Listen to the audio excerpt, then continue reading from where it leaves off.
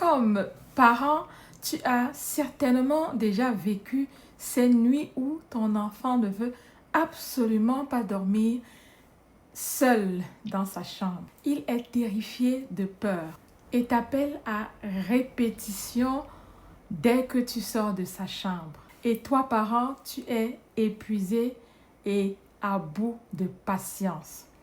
Mais imagine que ton enfant s'endorme paisiblement dans sa chambre, tout seul, sans peur, toute la nuit. Cela semble impossible, non? Et si je te disais qu'il existe des méthodes simples pour l'aider à dormir paisiblement toute la nuit et ne plus avoir peur? Reste bien jusqu'à la fin car je vais partager avec toi des astuces qui pourraient changer ces nuits et les tiennes. Avant d'en arriver aux astuces, essayons de comprendre le pourquoi des peurs nocturnes chez les jeunes enfants. Les peurs nocturnes chez les enfants sont tout à fait normales, mais elles ne sont pas une fatalité.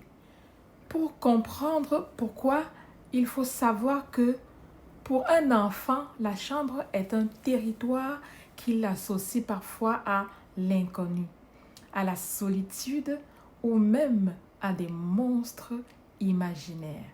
Mais si on transformait cet espace en un endroit où il se sent sûr, aimé et protégé, il s'endormirait mieux durant toute la nuit.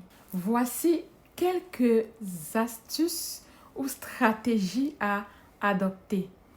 Première stratégie, adopter un rituel apaisant et un départ graduel en douceur. Comme un marin qui part en mer avec un équipage de confiance. Ton enfant doit savoir qu'il est préparé à affronter la nuit. Et ça commence par un rituel apaisant. Par exemple, un bain chaud ou une histoire de 10 à 15 minutes. L'histoire peut être un moment magique. Choisis des livres qui parlent de courage, de sécurité ou même des aventures fantastiques où le héros triomphe de ses peurs. Comme autre exemple, un câlin réconfortant accompagné des mots doux avant de lui dire bonne nuit, tout en lui rappelant qu'il est en sécurité et que tu l'aimes. Prenons l'exemple de Léa, 4 ans, qui avait peur de dormir seule dans sa chambre. Alors, sa maman a instauré une petite routine du soir. Chaque nuit, avant d'aller au lit, elles choisissaient ensemble un livre qu'elles lisaient à haute voix. Ensuite, Léa choisissait une veilleuse spéciale pour la nuit qui projetait des étoiles sur le mur de sa chambre. Par la suite, elle écoutait une musique berçante d'1 à 2 minutes une fois dans son lit, suivie d'un câlin de son parent qui lui souhaite une bonne nuit, qu'elle fasse des beaux rêves qu'elle raconterait le matin au réveil. Tout cela a créé un rituel qu'elle attendait avec impatience et qui l'a rassurée profondément, et au bout de quelques jours et semaines, elle passait ses nuits de sommeil sans pleurs, sans peur, ni envie d'aller retrouver ses parents jusqu'au matin. La deuxième stratégie, c'est de créer un environnement rassurant avec un éclairage doux, une veilleuse et des objets réconfortants comme son doudou ou son jouet préféré. L'exemple de Maxime, 6 ans, qui avait peur du noir et refusait de dormir seul. Ses parents ont placé une lampe de chevet douce et ont mis en place un coin zone sécurisée avec des coussins et des peluches préférées de Maxime. Chaque soir, il avait le droit de choisir 2 peluches avec lesquelles il dormirait, en transformant sa chambre en un espace où il se sentait en sécurité. Maxime a commencé à prendre confiance en la nuit. Il n'avait plus besoin de ses parents pour se sentir protégé. La troisième stratégie, c'est la méthode graduelle qui consiste à s'éloigner en douceur. Il arrive souvent qu'on soit tenté de rester près de l'enfant jusqu'à ce qu'il s'endorme, mais cela peut créer une dépendance. Voici les étapes de cette méthode efficace. Au début, reste près de lui dans la chambre, mais sans être trop intervenant, à côté de son lit. Puis, au fil des jours, éloigne-toi progressivement jusqu'à sortir de la chambre. Explique à l'enfant que tu es juste à côté ou dans la pièce d'à côté si jamais il a besoin de toi, mais que tu as confiance en lui pour dormir tout seul comme un grand garçon ou une grande fille. Prenons l'exemple de Zoé, 5 ans, qui ne supportait pas d'être seule dans sa chambre. Sa maman est restée quelques minutes chaque soir à côté de son lit jusqu'à Zoé s'endorme. Au bout d'une semaine, la maman a commencé à s'éloigner progressivement en restant assise sur une chaise près de la porte. 2 semaines après, Zoé dormait toute seule sans pleurer ni appeler sa maman, car elle savait qu'elle pouvait toujours être proche si besoin ou en cas de besoin.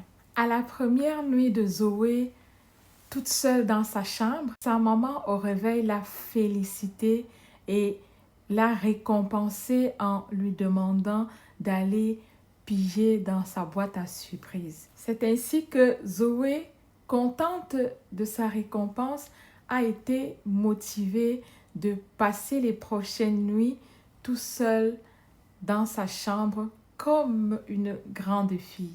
Le renforçateur a opéré sa magie et Zoé a continué de présenter des comportements attendus comme dormir seule dans sa chambre toute la nuit.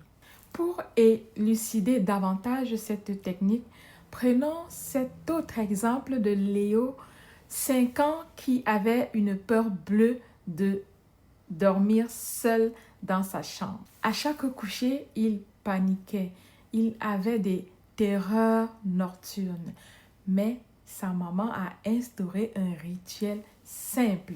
Chaque soir, ils faisaient ensemble une promenade à la lumière d'une veilleuse pour explorer la chambre et découvrir ensemble les objets qui lui rappelaient la sécurité, comme son doudou, sa couverture favorite, etc. Après quelques semaines de ce rituel, Léo s'est endormi sans crainte et sa maman a pu sortir petit à petit de la chambre. Imagine que tu sois un guide dans la forêt sombre, ton enfant étant un voyageur.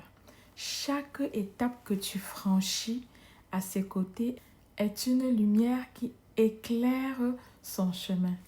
À chaque fois que tu t'éloignes un peu plus, tu l'aides à se sentir capable de marcher seul. Il n'a pas peur de l'obscurité, car il sait qu'il peut retrouver son chemin. Voici les erreurs à éviter. Les pièges qui amplifient les peurs nocturnes chez les enfants. Parfois, malgré toutes nos bonnes intentions, on tombe dans des pièges comme, par exemple, céder à toute toutes ces demandes.